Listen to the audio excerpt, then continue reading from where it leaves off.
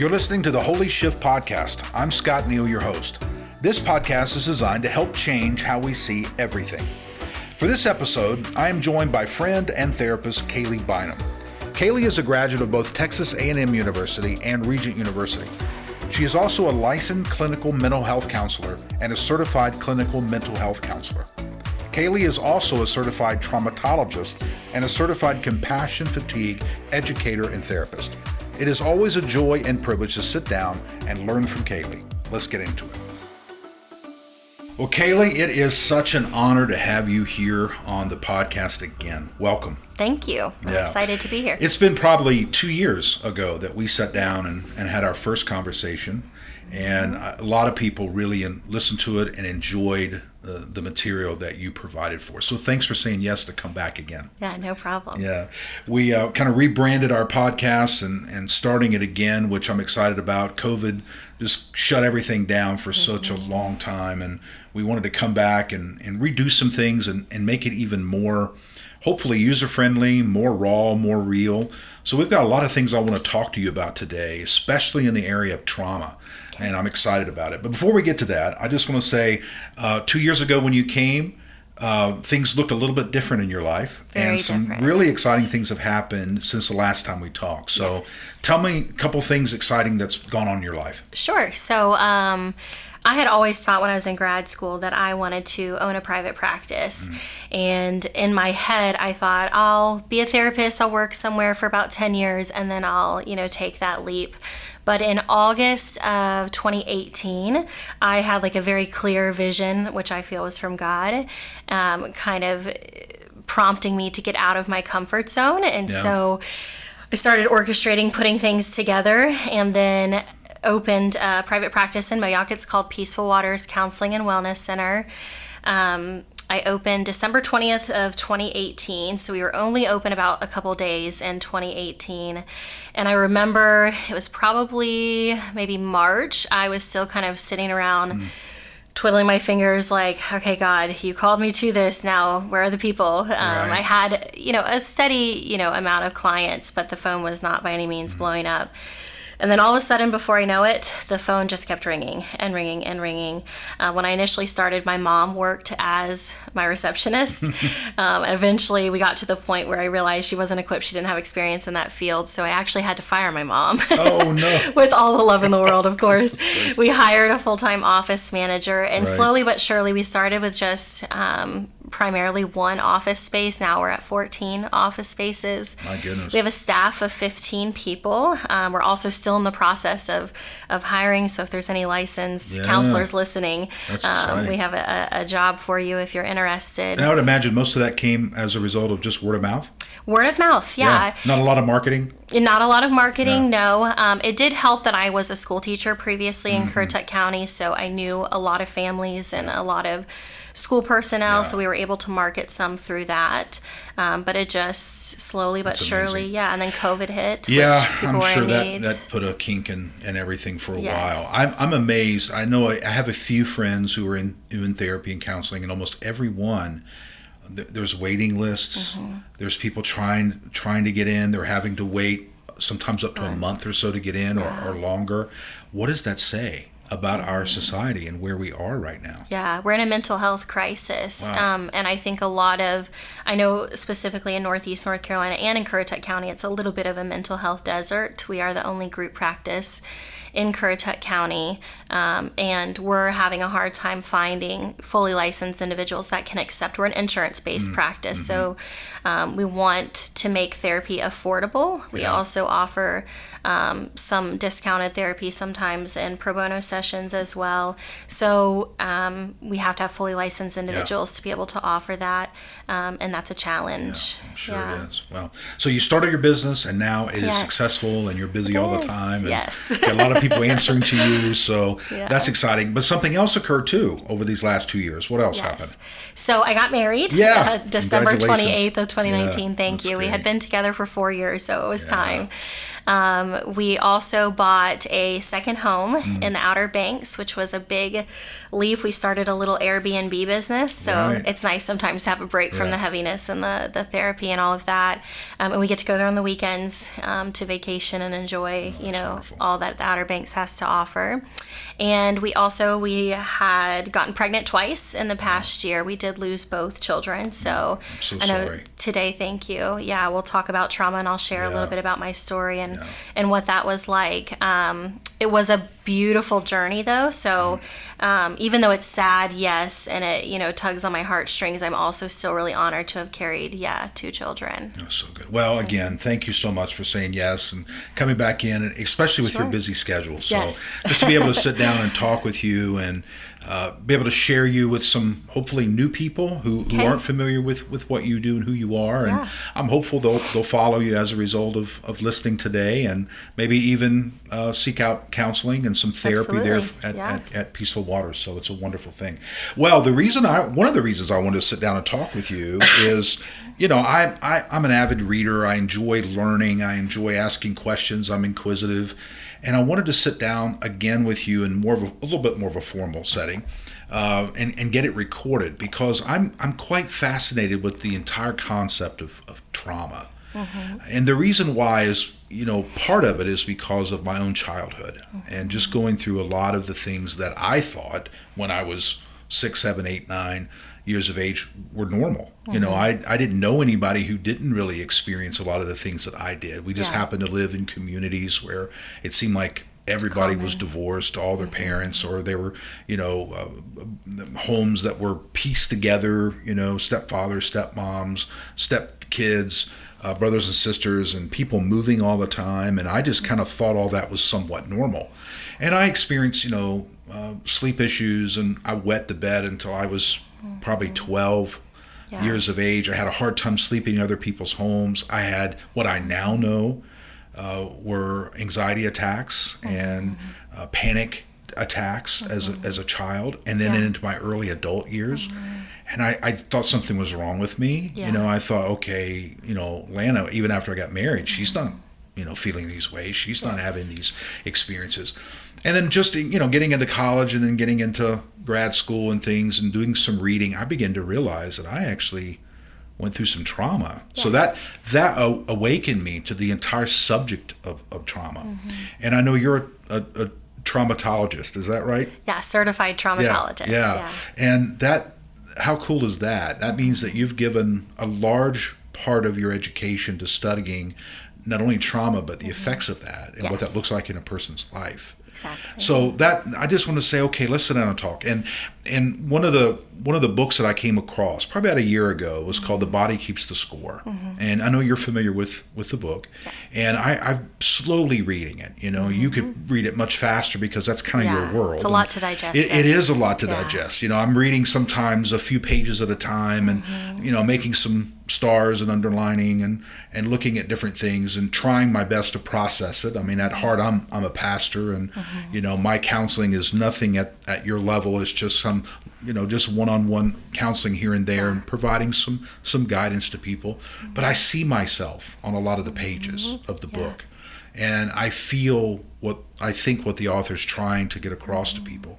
And I pulled some things out of the book, and I know you didn't write the book, so I'm reading. It's been a while since I've read it, but I do I'm reading remember some a fair quotes bit. From the author, and I just want to read a few quotes and kind of get your thoughts on it, mixed a little bit with mine, and hopefully this will help people who are listening. Sure. The author writes, and this is actually on page 1 of the book, so if anybody happens to buy the book, you'll see it right at the beginning. The author says, research by the Centers for Disease Control and Prevention has shown that 1 in 5 Americans was sexually molested as a child. That means that's 20%. That's 2 out of 10 people that you see on a daily basis. You can statistically say that they were molested. You don't know who those 2 are, but there's 2 out of 10. It goes on, 1 in 4 was beaten by a parent to the point of a mark being left on their body, and 1 in 3 couples engages in physical violence. A quarter of us grew up with alcoholic relatives, and 1 out of 8 witnessed their mother being beaten or hit. Now, I underlined that because obviously as a pastor, I stand in front of hundreds of people, and I'm just using those stats And I'm just looking at our congregation going, okay, on any given Sunday, we could have 20 or 30 people who've been sexually molested. Yes. Many of them bear marks in their bodies from being beaten when they were children. So I just, you live in this world and you talk with people and you spend time with them. So trauma is a whole lot more widespread than a lot of us would think, correct? Yes, very widespread. And I'm actually willing to go out on a limb to say, it's closer to 100% of us have experienced some kind of trauma. I think you would be hard pressed. Well, how Sure. I mean, that's pretty bold. It is, yeah. So how do you define trauma then? So I define trauma as any distressing event that falls beyond the scope of what we would say like is a normal human experience. So anything that's kind of out of our control that's bringing us to stress. And of course we have things, I call them big T's or little T's. So big T's are what we're most familiar with. So these would be things like a plane crash, a sexual assault, natural disasters, acts of war, which is where that definition of PTSD came from, burglary, sudden or violent death of a loved one, and physical abuse. Whereas little T's could be things like loss of a pet, loss of a job, breakups, being raised in a home with a lot of arguing, non-life-threatening injuries, not making a school team, bullying, things like that, which most of us can say, we can check at least one of those things off. Okay, now that's interesting because obviously they grade. I mean, losing a pet can be a traumatic experience for a child, but it's certainly not anywhere close to, and I want you to correct me if I'm wrong, obviously losing a parent. The effects are going to be different, correct? Because of the weight of that trauma that child is experiencing. Yeah. But it's still traumatic. Yes, and people have unique capacities to handle stress, so what we would refer to as resilience, which impacts their ability to cope with trauma.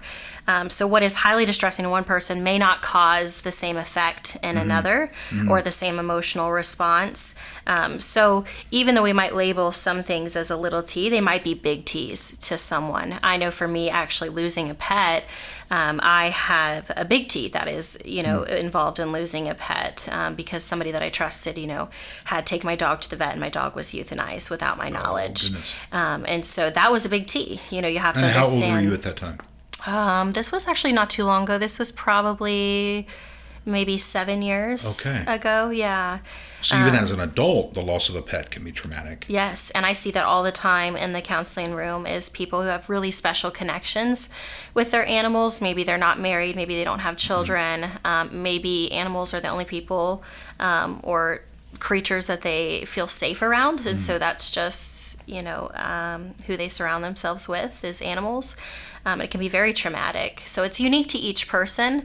I think when people talk about their trauma, it's important to really actively listen to the context of their story, so we can get all of those minute details that matter in the grand scheme of things. That is interesting. So I hear a lot of people minimizing other people's pain and making it sound like, oh, that was no big deal. Sure. I hear this a lot. I see it on social media. When I was a kid, who cared about your pet? Your pet would die and you go get another dog. Yeah. What are you crying about? Exactly. Why are you being so upset? Okay, you didn't make the baseball team. Big deal. I didn't make my baseball team either when I was a child. Minimizing. A lot of parents will do that, minimizing the pain that their kid's going through and almost trying to make it sound as if the kids of today or our generation today, they're just weaker. They're just, they can't handle stress. When we were little, we can handle a lot more. How do you deal with some of that comparison of pain and trauma and trying to minimize other people's stuff? Yeah, it's interesting that you say that because I do hear that a lot. Or people, I'll ask them, one of the questions on our intake form is, do you have a history of trauma, and it lists several different types of examples, and sometimes people won't check anything, and when we get to talking, I ask them about, okay, well, what did discipline look like in your home? And they'll say, well, if I acted a fool, my daddy would whoop my butt and beat me with the belt 10, 20 times, but that's just what you did back in the day, and I don't really consider that trauma. I'm okay, I turned out okay. And yes, the answer is most people do turn out okay, but are they really thriving in life? What was the impact? And even if it's something that they don't recognize consciously, like the book by Bessel van der Kolk, The Body Keeps the Score, your body is recording that. And so you may notice a physiological reaction in certain instances. Even just passing some belts at Dillard's may create a reaction that you're not even aware of. You may have a family and go to work and pay your bills and do all the things without realizing you actually did endure something traumatic, and your body is aware of that. So you're saying, a person is saying, I turned out fine. Yeah. And they may not even realize that their lack of sleep or their eating disorder or their bouts with depression or their angry outbursts is actually related to what they think they got over okay. Yes. But they didn't really get over it okay. They're actually bearing the scars of that. Exactly. And yeah. they're dealing with them in their adulthood, thinking that, well, my daddy beat my butt, but I'm okay. Well, actually, you're not okay. Yeah. And it's hard to bring that to people's attention, because they'll say, well, my parents, they were really good parents. They really loved me. And what I want people to know is even people that really loved us can still inflict trauma on us. It just because somebody really loves you doesn't mean that they're never going to hurt you. And I think sometimes that's hard for people to say, is I had a void in childhood, but I also had really amazing parents. Yeah. So it can be both at the same time. Yes. Yeah. Yeah. And I think good parents sometimes have really good intentions and all the love in the world for their children, but don't have the education or the resources to go about disciplining or correcting behavior in healthy ways. Right. And that can be sometimes traumatic. Yeah. Because a lot of times parents, unless they have been trained or educated or have really taken the time to learn better practices, typically just repeat what they experienced as children. Right? Correct. I think people repeat what they don't repair, or they overcompensate for what they don't repair. So you repeat what you don't repair. I love that line. Yes. And you overcompensate. Say that again? Overcompensate for what you don't repair. Yeah, I think it's one or the other. A lot of times it's learned behaviors. People will inflict the same trauma they endured onto others, or it's the opposite. So if I was raised in a household where, say, I never had any parental supervision and I was harmed as a result of that, I may then, in order to give my child self what I needed, right, and try to heal my own inner being, I might overcompensate with my children and become a helicopter mom and never let them out of my sight, and never let them have sleepovers with their friends, and never let them go swim at the beach, because I'm always thinking about the dangers that are lurking. It's an overcompensation for what I would have. Well, let me ask you this. I have no idea if this is related, but this is just kind of the way I think. I see a lot of parents that seem to be kind of hands off with their kids today. Give them everything. I mean, they're free to go and do whatever they basically want, even when they're young teenagers. They have more technology than we can even wrap our minds around, in their pockets and in their rooms. Lots of freedom. And you talk to the parent a lot of times, well, I know when I was a kid, I couldn't do this and I couldn't do that. And, I just want my kid to have a better life than I had. Yeah. Do you think some of that is overcompensating? Absolutely. Okay. Yeah. That's what I was thinking. Yes. That they were raised in a very strict environment. Maybe they were punished quickly. They had to, if you're in a room with adults, sit and be seen but not heard. So they have children and they're trying to help their kids enjoy a life they never experienced, but it really comes out as overcompensation. And what I'm hearing you say, please correct this if I'm misunderstanding, is the overcompensation is actually could be just as damaging as repeating. Yes, correct. Because both are coming from a person who's not repaired. Correct, yeah. And when I work with families or parents, couples especially, we talk about first doing your own work, right? To have a good understanding of what was your youth like, those most crucial years. So brains are developing between like 0 and 22, sometimes 25 when trauma is involved.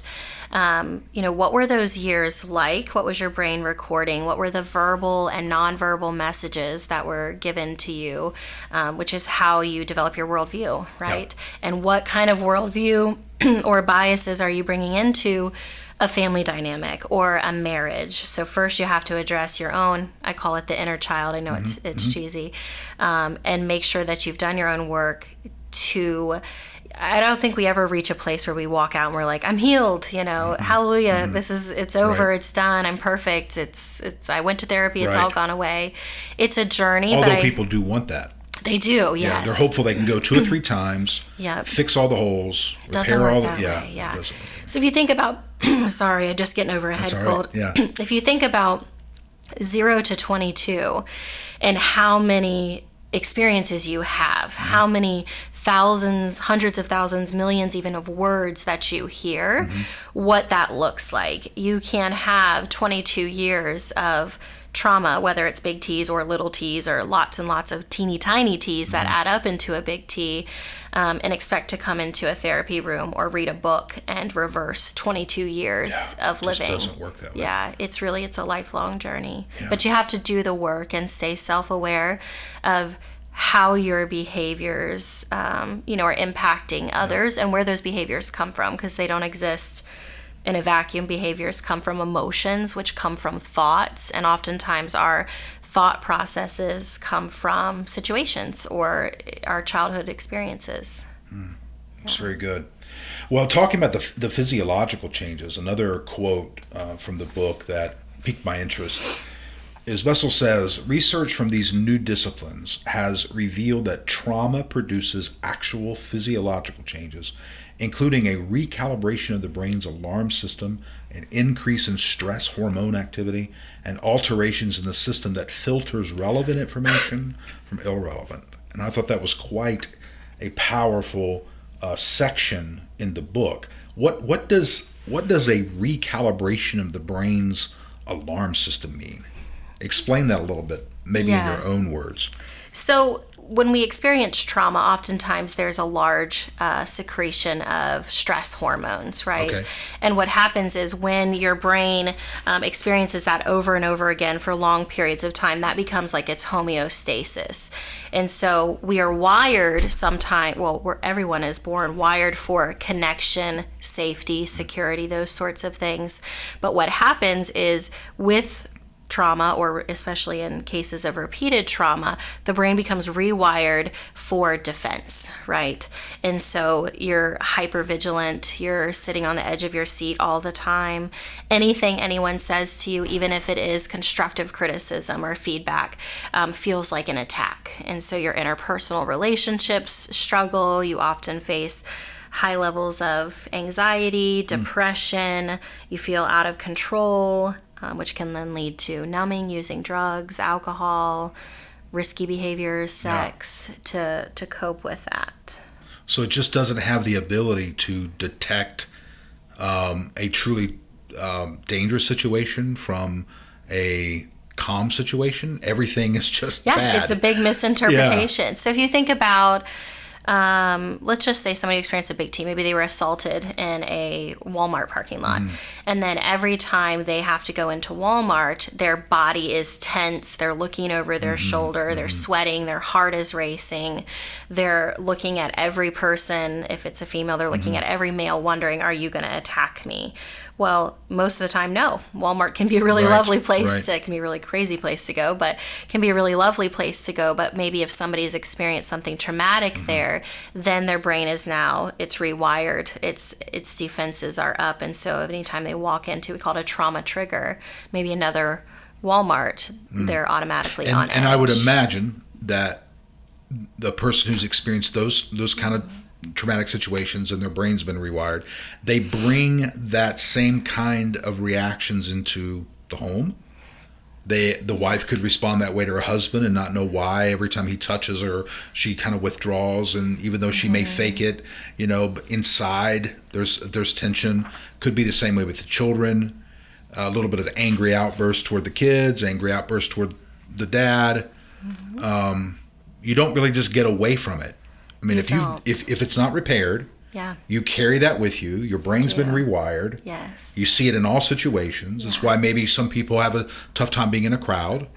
They walk into a room, want to sit in the back, because they want to keep their eye on everyone. Yeah. Is that Is that accurate? Yeah, and trauma also, what we know, people who have experienced trauma and ongoing trauma have lower levels of serotonin, that happy chemical that helps us experience joy and connect. And so that has a lot to do with it as well. Yeah. I think especially people who have repeated compound, maybe complex PTSD, their brain has lived in that state for so long and it's learned don't take risks, right? Risks can lead to something really, really bad. So it's almost like a state of learned helplessness for protection. I would just rather stay at home than go anywhere because home is my safety space, because every time I've taken risks before, they have not had a positive outcome. So I'll stop taking risks. So by staying home, obviously you've created you've minimized your decisions. Yes. Because there's not a lot of choices in my home. I know where everything is. I know it's a safe environment. If I go outside, I've got to make decisions about where I go, who I talk to. I don't know who's going to talk to me. I don't know the conversations I'm going to get in. So that staying at home is just that cocooning, I guess, because you don't want to deal with all the stuff on the outside. Yeah. And it's all becoming, that's all a result of our brain being rewired. Yes. Because of trauma. Yep, because of trauma. And your defense mechanism is up all the time, even though what may be really healthy for a person like that who's staying in their home is connection, is being a part of a civic league or a church or some sense of community. It may help them to rewire their brain back towards something healthier, but they can't get themselves to do it, or it's very hard to do it because of trauma. Yeah. Now, Bessel also says in that particular quote that trauma interferes with a person's ability to filter like important information, critical information from those things that are not. So it literally like clouds the ability to determine what's important and what's not important. It's all just coming at them at the same time. Yes. Wow. And I think people who have experienced a lot of trauma are it's like a fight, flight, or freeze mode where it's based on survival, right? So when you're being chased by like a lion, you're not thinking about, I wonder what my mom is doing at home and if she's having a good day or not. You're like, all those run. Decisions just leave. Yes. The only thing you can think of is the lion. And that makes sense. That's healthy. Yeah. That's a good thing. It's just that the person who's experienced, I guess, a certain level of trauma, they live that way all the time. Yes, and with long-term stress hormones in your body, too, you start to see a lot of impacts on your immune system. You start to see people who start to lose their hair. Their nails may become brittle. They experience... Because of the overabundance of a particular hormone. Yes, of stress hormones, yeah.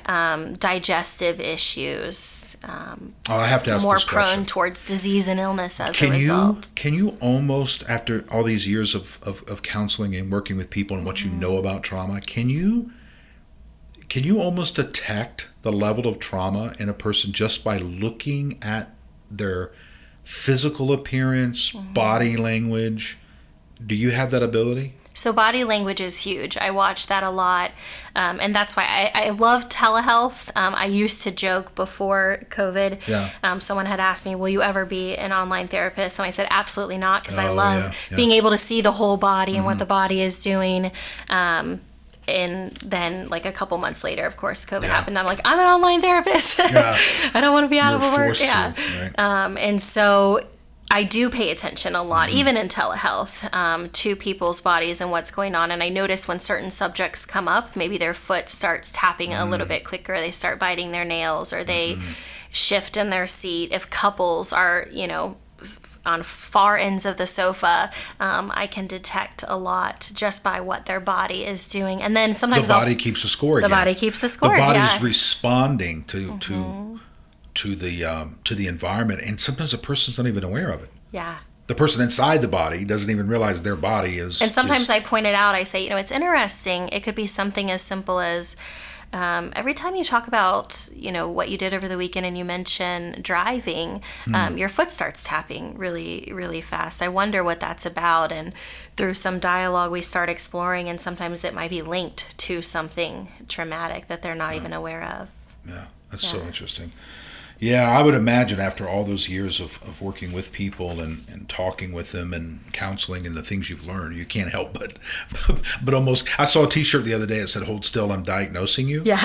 I mean, I can't imagine that you get away from that. You've got to be able to think about that. We do. It's hard, and of course, we can't formally diagnose anyone that we haven't assessed, but.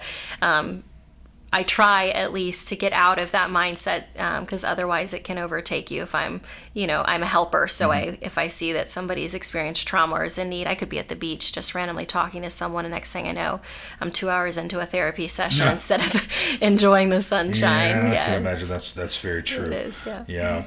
Well, trauma, it slows. What I'm hearing you say is that trauma slows, impedes, clouds a person's ability to think, a person's ability to process what's going on around them, their environment, in a healthy way. So they misinterpret what's happening. When they need to make a quick decision, sometimes it's very slow in making that decision. Yeah. And all of that is a result of a person who's not repaired. But you don't have to live that way. You don't have to live you that can get on the other side of trauma. Yes. So if you happen, a person's listening to this going, oh my gosh, I never thought about all these little tics I have and fears that I have and the way I argue with people. A lot of this is coming out of trauma. They don't have to stay there. They don't. They can get on the other side of it. Now, it's not a come to 3 sessions and you're okay. Exactly. It's going to take a lot of work. It's going to take probably a long time. And I would imagine you're going to have a couple steps forward and a step or so back, and then a couple more steps forward, etc.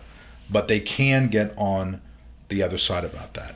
Yes. So what would you say the first step in that is? Like, tell me a little bit about somebody listening and they need some help. So I think first we have to accept that trauma most likely cannot be avoided.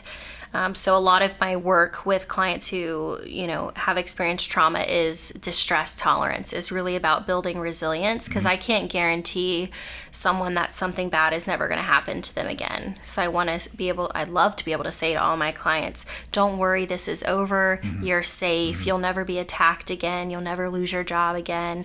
No loved ones are going to die unexpectedly again. But I don't know that. And most of the time, something traumatic is always waiting around the corner. So building, I think accepting that and focusing on building trauma resilience, especially in our youth, right? Trauma resilience. Yes, before those things happen. I've never heard that phrase before. Trauma resilience. Yeah. Being equipped to tolerate distress and know what resources are available to you and be able to link into that, essentially have a toolbox full of coping skills on hand should you need them. Hopefully you don't, but in the event that you do, it's important to have so that. One of the responsibilities a parent has is to help their children become trauma resilient. Yes. Because I know a lot of times the focus with parents is on protection, but at some point you can't keep them at home for forever under your wing. And even when they are under your wing, sometimes car accidents happen. You're going through what is a green light and somebody T-bones you. And even though you're doing your best to protect them, somebody else, intervenes there and causes some trauma. And it's important to know that in youth, they process trauma very differently than adults do. I hear all the time, Susie needs therapy, but Susie's brother Johnny doesn't, because he doesn't even talk about the death anymore. He doesn't even talk about the accident anymore. But children are talking, and actually trauma is harder for kids. We think which children are resilient. I think the human spirit is resilient, but we tend to think they can just bounce back after anything. It's actually harder because they don't have a fully developed prefrontal cortex. So that's where you're able to have impulse control, logic, rationality, chronological sequencing of steps. That's not developed yet. So you or I may get into a car accident and know, okay, this is a once in a lifetime thing. This isn't going to happen again. But for a child who doesn't have that ability to think rationally and logically to the full extent yet, may think every car that they pass is going to hit them. But they don't talk about it. They don't have the verbal means to express what it is that they're going through. So they play. They show it through play, through art, through acting out. How would they show that through play? So they might be more aggressive with their characters. Oh, okay. I do something called sand tray therapy with young kids, and even with teenagers and sometimes even adults. And I might say, like if I were doing talk therapy with them, and I would say, tell me about this car accident, they might be like, I don't know, it was bad. Okay, I'm not going to get very far with that. But if I bring out some miniatures in the sand tray and some cars and some little miniature people, and I ask them to show me what the car accident looked like, or I'll say, hey, Bob got into a car accident. Let's create a story about Bob, because sometimes it's good for kids to disassociate from their own story, but they will project that onto a sand tray character. And then they might draw a bunch of squiggles in the sand next to the car accident. I might say, tell me about the squiggles. What is that? What is that you drew? And they might say lots of blood, lots and lots of blood. But in conversation, I may not get that. So when you ask if someone asks a child and they don't want to talk about it, or they just kind of give you the shrug shoulders, or, make one or two very vague comments, there's a lot of times it seems as if adults, he doesn't want to talk about it. Yes. Or she doesn't, she's okay, like you said, she's okay, she doesn't talk about it. But it isn't that they don't want to talk about it. I'm hearing you say they don't know how to talk about it. Correct. So you've got, as a counselor and as a parent, help them put those events in sequence, because you said the frontal cortex, correct? Yes. Does not have the ability yet to even sequence the events. So you've got to help them understand that this came first, this came second, help give them words, help them to explain what happened. Yes, and then what do they do with that, right? So I'm trying to think of an example. Say in a car accident, I keep going back to a car accident. There's lots of different types of trauma. So the first thing that comes to mind. Say in a car accident, a young child gets out of the vehicle and in that traumatic moment notices, I don't know, some flowers, some yellow flowers. And every time they see yellow flowers, it's a trigger for them. They have flashbacks to that incident. Help them recreate a more positive memory involving yellow flowers so that can compete with that traumatic memory. It decreases or desensitizes to them to that traumatic memory. So you might plant some yellow flowers in the backyard and have a picnic or ice cream party, or they pick up some yellow flowers and take it to their grandma. So the way that I'm kind of rewording what you're saying to make sure I understand it is, it's almost like you're redefining yellow flowers. Yes. Because to them, they've defined it's a trauma trigger. Yellow flowers as pain, trauma, and you're wanting to help redefine them. Yes, because the brain's recording. Got it. Even though we may not always remember everything consciously, our brain is recording everything in the moment. And so somebody may feel sick around baked beans, per se. Every time they see baked beans, they feel nauseous. And then after doing some exploring or some digging, might realize, when I was abused and I was 7 years old, there were baked beans being cooked in the kitchen. And now that's creating that physiological response. That's fascinating. And kids are going to have that too, and they need to know what do they do with that? What can they use to help them feel better? Now, obviously, not every single thing that a child goes through means that they had some horrible trauma in their past. Just because your kid doesn't like baked beans doesn't mean something. But having said that, are there a few telltale signs? Like, are there a few things that almost every person who's gone through some really painful, difficult traumatic events, these are some symptoms that parents, you need to pay attention to this, or what? I don't know how else to ask that. And with children, it will look very different. It might look like sleep issues. You mentioned wetting the bed some as a child, and that made me wonder, what was happening in life at that time, because that can be a symptom. Children who are overeating or not eating, children who are rocking themselves, children who are avoiding certain things. Maybe they don't want to go to school, and you think they just don't like school. They want to play video games, but maybe video games are the only thing they know what to utilize to get their mind off of something. Right. So there's a lot of parents would define it as laziness, or they just don't want to go to school. Well, you're going to go to school, and if you don't go to school, you're going to be grounded or whatever. And we know that obviously some kids do misbehave, and they are somewhat, pushing the boundaries just to kind of see what they can get away with, but sometimes there could be something traumatic going on at school. Correct. Yeah, and we ask kids, why did you do that? Why did you not get up and go to school today? Why did you chase that ball across the street? You know that you're not supposed to do that. And it's funny. So rather than just punishing, you're trying to find out the reasons behind it. Yes, but even asking why sometimes is tricky because kids sometimes don't have that verbal capacity to be able to explain why. They just say, I don't know. And they're actually right. And so sometimes I jokingly tell kids, I say, just tell your parents that your prefrontal cortex is not fully developed yet. It was your limbic system that was telling you to chase that ball across the street. So what do you say when you ask a child, why did you, go run across the street, or why did you climb the tree after I told you not to, and you get back these answers of, well, I don't know. So a lot of it through artwork and play, you can get a better idea of what was actually happening, or saying, okay, this is little Susie, showing a little miniature, she ran across the street and almost got hit by a car. What do you think was going through Susie's mind? And the child might transpose their own thought process onto Susie and will say, well, Susie was scared because that ball cost a lot of money. And Susie heard her mommy and daddy talking about how much that ball costs and thought, if I lose this ball, I'm going to be in big, big trouble. And so Susie ran across the street to get it. Now I've got something. Whereas if I just ask that child, whose name is maybe Brenda, why did you do that? I might get, I don't know.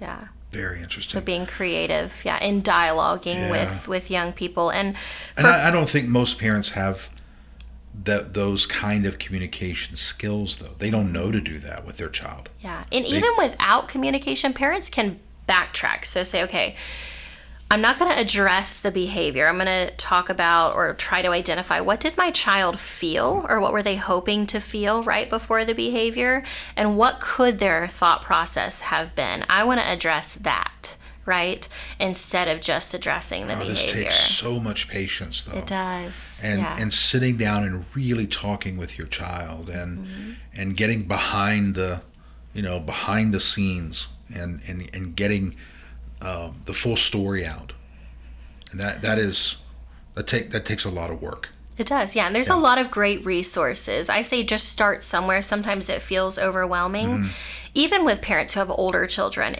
Thanks to the power of neuroplasticity, it's never too late to create a different kind of relationship with your child. You need to explain that. So our brain actually has the power to change and to heal itself, with some exceptions like extensive substance abuse. Okay. But our brain has the power to change. We have the power to change our thinking, and we show, there's actually brain scans that show that over time, just saying something kinder to ourselves actually changes neurological pathways in our brain. And so maybe there's not a lot of connection in your family now. It's not too late to change that. So saying something positive to yourself can change it in a positive way, but that means that saying things negative to yourself also goes the other direction. Yes, you can rewire it into a negative state. Which means saying those things to your children, actually you can be the trauma for your child. Yes. A parent literally can be the trauma for their child by constantly berating them. Why are you so stubborn? Why are you always disobeying? What's wrong with you? You're just like your father. Yeah. All those kind of things can actually wire the brain in a negative way too. Yeah. One of the first things that I share with families that I work with when they mention like family issues or family trauma or drama even is, let's give some thought to your spoken word. What does that look like? What is your ultimate goal in your family? And does the words that you're speaking on a regular basis support that? Right? If you want your child to thrive in life, but you're telling them if they don't get up and go to school, they're going to be a nothing and end up in prison, how does that increase their motivation or their willingness, to take that risk and go to school? And a lot of times a parent thinks that he or she can motivate their child by telling them you're going to end up with no job and, you're going to end up, nobody's going to marry you if you don't go to college and if you don't do this. And they think they're trying to motivate them. But in a lot of ways they are demotivating them and just wounding their brain. Yeah. So fear-based parenting does work, but it comes at a cost. So if a child believes, their butt's going to be whooped if they're misbehaving, they're going to straighten up pretty quick, right? Yeah. They're not going to want to do that. But when it comes to creating bonds and connections and knowing how to navigate interpersonal relationships, they're not going to be equipped to do that as they age. So I like to encourage parenting based more on relationship and connection than fear. Mm-hmm. Yeah. Now, the book, The Blessing. Yes. That really plays into this part right here. Yeah. Tell me a little bit about that, because I have a personal experience with that book as well. But I want to know why does that book speak to you? So I love that book. It's written from a Christian perspective, and the whole goal of it is how to give your children, or just maybe you're not a parent, maybe you just want to give the next generation unconditional love, acceptance, warmth, to help them thrive and be the best version of themselves. It's a book that I read it, when I was in grad school years ago, but I constantly refer to it even today. It talks about your spoken word, as I mentioned. It talks about how to take accountability and process together when spoken words are harsh or unintended, how to offer safe spaces for dialogue about feelings, which it's extremely important to validate. Validate anyone, really. It's what helps to create connections, but especially our children. Yeah. Sometimes their feelings are so different than what you or I may feel, and so we might laugh at that or disregard that, but it's real to them. So it's important to validate even when you may feel otherwise. The book talks about meaningful touch and being mindful of overactivity and overachievement, and how our culture of busyness can really impact a family dynamic and a child's blessing. Yeah. The book came into my life. I was in college, going through a very difficult emotional storm this was just when I was starting. Actually, this conversation I had and this book came into my life is the turning point for me to begin to say, okay, some of the things that happened in my childhood is the reason why I am the way I am and why I'm struggling so much. And I was going through a very difficult time, and a professor in college saw some of these behaviors in me, saw this emotional problems that I was going through, and began to talk with me after class one day. And he said, hey, I got a book I'd like for you to check out. And I'd like for you to read this book. And he handed me The Blessing.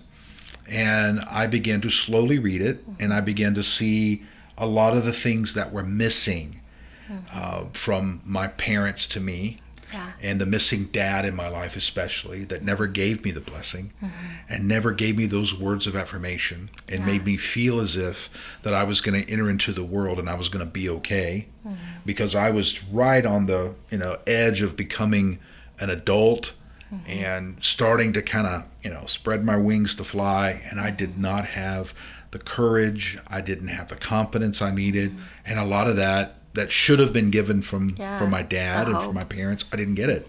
So this blessing was missing in my life, and it certainly didn't give me the blessing, because only your parents can do that, especially when I'm 19 and 20 years old, but it certainly answered a lot of questions for me, and it began to open up some new conversations, and I began to realize that I was missing certain things in my life that I needed to, that I was overcompensating for, and I was repeating because I hadn't repaired.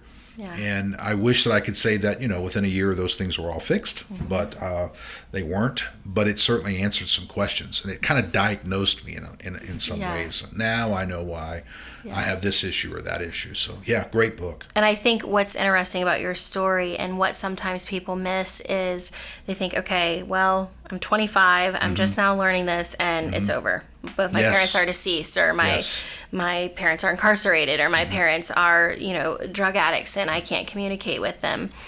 And what you actually did is you learned to almost reparent yourself. You learned to become your own biggest cheerleader, encourager, nurturer. You learned mechanisms to keep yourself safe, which is part of that healing process. So you actually did kind of give yourself the blessing. Well, I would say that I began that process. Lana, my wife, came alongside, and she filled in so many of the gaps that were missing. She just became this constant encourager to me. And, she saw so many of the gaps in my life and the holes there and began to fill them in. She probably didn't even know what she was doing as far as I'm filling in gaps for him. She didn't know all those. Today she would. She's got the words for it. But at that time she didn't know. But had I not had her alongside of what I was learning, I'm not really sure if I could have been repaired, because she was just this wind in my sails and you can do it. And, it was, oh my gosh. And that's part of healing trauma. And when I work with she helped rewire clients, my thinking processes. Because I was a very negative person. I still struggle. There's a tendency for me to think of things in a pessimistic way and the glass is half empty and all that kind of stuff. And she helped to change the way that I think about all things, because she had always seen the world as a fun place. I saw the world as a very scary place. She saw tomorrow as filled with opportunities. I saw tomorrow filled with, problems. And, next year is going to be better than this year. I thought, well, this is probably the best year I'll ever have. You know, I mean, it was just this, and it was a storm that came together. It created a storm because her attitude and my attitude created, some combustion there. And it changes your defense mechanism. Really did, because that notion of this is the best year I'm ever going to have, that's your brain being wired for protection. Because if you say the next year you don't have a better year, you're not disappointed because you already told yourself this is the best as it gets. I kept my expectations very low because I had been disappointed so many times. I just thought, you know what, if I just kind of hold my goal down here, then I have a better chance of achieving it. She would set the goals up here, and I was so afraid that we would never achieve it. I kept pulling those things down. So finding people who restore your faith in humanity and give you a sense of hope and restore your sense of community are important in a healing journey for sure. Goodness, yes, absolutely. So Kaylee, what how? Let's imagine that there's a parent, and I know this is true because I've done my own fair share of counseling in the church. A marriage. This mother is in her second marriage. Okay. Her kids experienced some real trauma with dad, number one, their biological father. Got some scars, and she's now awakening to, wow, my 7-year-old's is probably carrying some things from my first marriage or dad. What does this mom do to begin to help her child? I mean, she doesn't have the education you have. She doesn't have the experience you have. She doesn't know exactly the words to use. She doesn't do sand play. Yes. She's trying to work, and she knows her kid's quiet and keeps to himself and goes through his own periods of depression, and he's 7 and she didn't know what to do. So how do we help mom moving into her second marriage, and she's trying to get, better or whatever, and she wants to make sure her kids are set up for success in life, and she's afraid that it's already over, they're already wounded. What would some advice you would give? Thanks to neuroplasticity, they're obviously not wounded. It's never too late. Their future is not going to be destroyed because they face some hardship in youth. I'm going to give a couple tools. First, obviously, is to make sure you do your own work and that you're focused on your own healing. If the children have experienced something traumatic, likely the parent has as well. So I think it's important. That's a great point. I always say you can't nurture others from a dry well. So sometimes parents, they come to me, they say, listen, we don't have a lot of money, but my kid's health is more important than my own. And so I'm going to put them in therapy first, and I'll do me later when I can save money. And I actually prefer the opposite because out of your emotional well is where that life flows. And so if a parent is their best, happiest, healthiest, whole self, then they can almost become a therapist for their children. And I can give them lots of tools, even in therapy, for how to do that and what that looks like in the home. Of course, I think professional help is always wonderful, but there's a lot of just basic things that you can do as a parent. Of course, like I mentioned earlier, think about your spoken word and your non-spoken, because some research says up to 80% of how we communicate is through nonverbal social cues. So eye contact is a big one. Overall, does your word to your children convey warmth, love, encouragement, acceptance? If not, it can lead to perfectionism or withdrawal, as we talked about earlier. Spoken word too, I talk about being careful with nicknames and jokes. Pay attention to your child's reaction. If they aren't laughing, it's probably because they don't find it funny. They might not understand it in the context or have that rational part of their brain to be able to laugh with you. And attach high value to your words. Even when disciplining, you want to speak life into their future, not fear, because that's where that motivation is going to come from. Take accountability, process together when spoken words are harsh or unintended. Don't just assume that because your child's not talking about it, that they forgot about it. Most likely they did not. And even if they have consciously, their body is still keeping the score. And so you want to address it. Offer safe spaces for dialogue about feelings.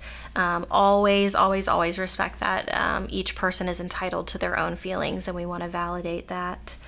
Offer meaningful touch. This one is really, really important. There's lots of research on the value of touch and brain development with young people. So hugs, snuggles, high fives, fist pumps, kisses, pats on the back are really, really important. Let me pause on that and ask. I would imagine that what works at different things work at different stages in a child's development. For instance, if your child's 5 or 6, and you're trying to provide comfort, pick them up, put them on your lap, giving them a hug, they probably are going to respond pretty well to that. Yes. But when the child turns 13, you get in those teenage years, you try to hug them, they stiffen up, they push away, and then the parents going, well, I heard that, you need to be hugged. They're not going to say it maybe out loud, but they're thinking, well, I'm supposed to hug them, so I'll try to hug them. Yeah. But it may not be as helpful. So we definitely want to respect boundaries. Right. And we want to ask, is there an alternative? So even my 6-year-old nephew, sometimes I'll say, can I have a hug? And he'll say, no. I'm playing on my iPad, or I'm about to win this game or something, or whatever it is. I'm glad you brought that up, because I see a lot of parents will say to their son or daughter, go give your aunt a hug. Yeah. And the child doesn't want to. But the parent thinks the child's being rebellious. Yes. Or being difficult or being selfish, and force the child to go over and give the hug. And you're saying you ask permission. Yeah. And if the child says, I don't want to right now. I say, that's okay. Or say, how about when you're done, we have like a special handshake that we'll do. We can do the special handshake. So you don't take it personal. Don't take it personal. You respect the boundaries. There's a reason. Yep. And they may just not feel good about themselves at that moment. Yes. Or they may be really wrapped up in a game. It has nothing to do with you. Yes. It's all about them. Yep. Okay. And so say, we never want to assume too that just because they've reached a certain age, my own mother actually was guilty of this recently. I was sick a couple months ago, and I called her, and I was just kind of really venting to her and sharing about my sickness, and she made the comment to me. She's a lovely lady. She didn't mean to hurt my feelings, but she said, what do you want me to do about it? And even though I'm in my 30s, I was thinking, I kind of want a hug. I kind of want you to come down to my house and make me, as a kid, she would make me chicken noodle soup and put, these instant mashed potatoes in it to make it creamy. And it made me feel good. Right. So I was kind of I said, I know this is weird, but I kind of want you to come give me a hug and make me some chicken noodle soup. She was like, oh. She was like, I can do that. I'll be down soon. And so she came to my house and actually did that. So we never want to assume. And a lot of times kids, especially around their peers, will try to act, big and tough. And I don't want hugs, especially boys, because it's not the societal norm. So just sending your kid a text, maybe the first day of school is coming up, to say, I'm sending you a big virtual hug on your first day of school. I didn't want to embarrass you in front of your friends as you're walking into the building, but just imagine that I gave you a big bear hug, and I love you dearly. Yeah. That's great. Yeah. So recognizing that your kids are at different stages and they need a different response. Again, that's a parent taking responsibility for that. Yes. And not blaming the child. Yeah. Because I think sometimes that can re-injure the child. Yeah. And we don't know if children have maybe experienced trauma. Maybe they hugged their uncle before and their uncle sexually molested them. And so now they've attached a trauma trigger as hugs. And they don't know how to explain that. Yeah, and they don't know how to explain it. And they don't know when you're asking for a hug, last time a hug was asked, something bad happened. They don't know if when you're asking, something bad is happening. And so you could really compound trauma by forcing a child to hug you, especially a child you don't know very well. Yeah. Yeah. Very important to understand that. Yeah. Well, that's a lot of things that parents have tools. I should say a lot of tools parents have. Yeah. To make a huge difference in their child's life. Yeah. And ask your children, what concretely can you do to be helpful? A lot of times I find, especially in churches, and I don't mean any offense to this, but parents will say things like, well, just pray about it, or just trust in the Lord. His timing is right. And there's a funny story in a book that I read. It's about, it might even be one of these books, either The Body Keeps the Score or The Blessing, where a little girl is scared. It's a thunderstorm, and she takes off running down the hallway and jumps in her parents' bed. And the dad says to the little girl, just trust in Jesus. The Lord is going to protect you. And the little girl says, I know that, Daddy, but right now I need someone with skin on them. That's right. She needed a concrete hug or something tangible that parent could do. And sometimes I think we miss out on that. And maybe your teenage daughter's crying about a breakup with a guy that they dated 9 days, and is upset. And you think it's minimal. She'll get over it. You think it's stupid. You tell them to suck it up. It's not that big of a deal. We have two things come to mind when you say that. One, we have a tendency to minimize their pain by giving them an example of something greater that we went through. Yes. Well, I remember when I dated somebody for 1.5 years and they broke up with me. It's almost like you don't have any pain. What I've gone through is a whole lot worse than what you've gone through. And that is just so, it almost like re-injures the person or just wounds them. I would imagine that just pushes them further away. And might even make them, I can share a personal story where I actually felt like I was going crazy because of the comments that people had made to me after I've had 2 miscarriages, but my first miscarriage was especially traumatic. I actually thought I was going to die. I ended up delivering the baby in the car on the way to the hospital. My husband's talking to 911, lost a tremendous amount of blood. It was a very scary situation. But afterwards, some of the things that I heard were things like, lots of women experience this, you'll be back in full swing before you know it. And so I'm thinking, well, I'm not back in full swing, so what is going on with me? And I'm even a therapist, and this is recent, and I'm thinking, maybe I am taking this out of, maybe I'm blowing out of proportion. Maybe it's not as bad as I think it is. And that was coming probably from someone who was trying to help. Yes, well-intended. Yeah. And oftentimes people But you can be well-intended carriers, or how would we say that? Like a well-intended person who still causes injuries. Yes, and that's why I say stay trauma-informed. So there's lots of people that you can follow, blogs. I can give you some examples. Nedra Tawwab's a good boundary guru, and I know she's coming to speak here. Sure is. Yeah, at Adore. I like following Dr. Daniel Amen, his newsletter. Annie Wright, she is an amazing therapist out of, I don't even know how I stumbled across her. She's out of California. She talks about complex trauma and family systems, very helpful to give you knowledge. Books like The Body Keeps the Score by Bessel van der Kolk, the book that we've referred to, The Blessing. It's by John Trent and Gary Smalley. And often when you read it, what I have found is when you read the book, sometimes you'll find other books within the book, because they'll recommend this book or they'll highlight that over there. And if you don't know what to say, it's always best just to say, I'm here for you. What can I do for you? I love you. I support you. This is not your fault. Yeah. Well, two last things. Sure. One, I want to talk about at the very end just a little bit more about your recent trauma with the miscarriages.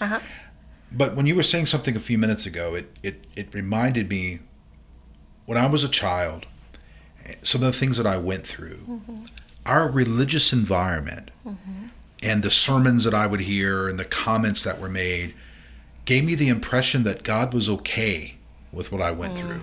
Almost like, well, he knows best. Or, well, there's obviously a plan that you can't see. It's another way. Or, he's going to use this for good things eventually one day. You can't see it right now, but one day when you get older, you will see it. It almost made it sound as if God was orchestrating these traumatic events in my life. And I think the people in my life were attempting, again, from a good place, to say, well, you're going to be okay. There's a big purpose on this. What I interpreted it to mean was that God wanted me to go through this hell for some kind of big reason up there that I don't know anything about. So basically, if I complain, that I am pushing against his ultimate plan. Yes. You know, and it was very confusing. Yeah. And I was such an inquisitive child that those comments and those statements did not just roll off me. I processed them. Yeah. And I started thinking, well, maybe God wanted me to go through this. Or maybe he wanted my family to fall apart. Maybe he's punishing me. Right. Maybe he's punishing me. Maybe I'm going to continue to struggle with all the pain that has come until I can get to the place that I can accept his ultimate plan. Yes. So almost like my own healing was not only did he have some great thing that he's trying to accomplish in my life, so he inflicted this pain. Now it's my fault if I don't deal with it well, because if I would just have more faith and I would just trust. And I just moved that entire kind of conversation into the category of religious abuse. Yeah, and it dampens the picture of who God really is. Oh my goodness, it clouded it for so many years. That's an entire other podcast that maybe I can do at another point and talk about some of the religious trauma, because sometimes the church doesn't help the trauma in the child. The church actually hurts it, makes it worse. And I get that a lot as a therapist. Because it begins to mix in God and clouds the child's view. Absolutely. And oh my goodness, there's a lot of adults sitting out there who really, they're 40, but they never grew up out of the abuse they had at 8 or 9. Yeah. And they even still have the same view of God they had at 8 or 9. Yes. Because they never repaired it. Yeah. And so I've they got keep repeating it. A great analogy for that. Oftentimes what I tell people is, I reinforce the character of who God is, and God is love and wants to give you, the desires of your heart. But we do live in a fallen world, and out of love, God gives us free will. And sometimes, we love our kids. We don't keep them chained in their bedrooms their entire life. We let them go out to make their own choices. And sometimes those choices can inflict pain on others. And because of that fallen world, obviously, sicknesses, illnesses, death, trauma happens. And what I say is God didn't give you the ingredients. And I compare it to ingredients of a cake. I say, you've got raw butter, raw flour, raw sugar, raw eggs, all of these things, raw cocoa. You would never eat any of those ingredients on their own. They're nasty. They're disgusting. They really don't serve a purpose just on their own. We don't eat raw sticks of butter or raw eggs, any of that. And what happens when you take those nasty ingredients that really on their own don't have a lot of meaning, and you combine them together and you use some time, some heat, some pressure, you let the oven do the work, it comes out as something beautiful. It comes out as cake. And that's what I think God is saying, in Romans 8:28, that he is going to use all of those things, those traumas, those hardships, to make them work together, all those nasty ingredients, which didn't come from him, but he says, I'll use them and make them, if you have some trust, into something beautiful. I'll give you a beautiful life. Yeah. All right. So my final question, I guess, would be how's Kaylee doing with the recent trauma in your own life? I know it was extremely difficult. Yeah. You just mentioned it a moment ago. And here you're sitting on the other side of that. Yes. You're continuing to provide counseling to people. You're sitting here being able to do an interview that probably in the middle of all that, you wondered if you would ever get to a place that you could just smile again and laugh again and feel good. You had to draw from some of your own knowledge of trauma, but it doesn't make it any easier just because you're a therapist. Yeah. You still got to go through the pain. Yes. It hurt just as much as it would in anybody else's life. Exactly. So how are you doing? How are you processing that? How are you walking through that? So it is a journey. It's something I feel okay and comfortable talking about, because I do think that my story can empower others. And I do know that lots of women go through something similar. No two experiences are the same, but need permission to talk about it. Yeah. Maybe it's something they felt was minimized too, and that they didn't have that permission. And I want those women to know that they do.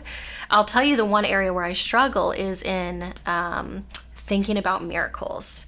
And it's a journey. I'll have to get back to you on where I'm at maybe next year or the year after that, of why sometimes God would choose, and this is something I think we all wrestle with, we might never have the full answers, to give some people a miracle, but not others. That's something that interests me. I'm not mad at God, but it's something that I want to know more about, and that's part of my ongoing, healing journey in that. Yeah. And do you draw from your pain in counseling? I've always wondered. I mean, I'm not a professional counselor. I sit down with some of the folks in our church. I do the best I can to help them navigate and then recommend them to go to a therapist or a counselor.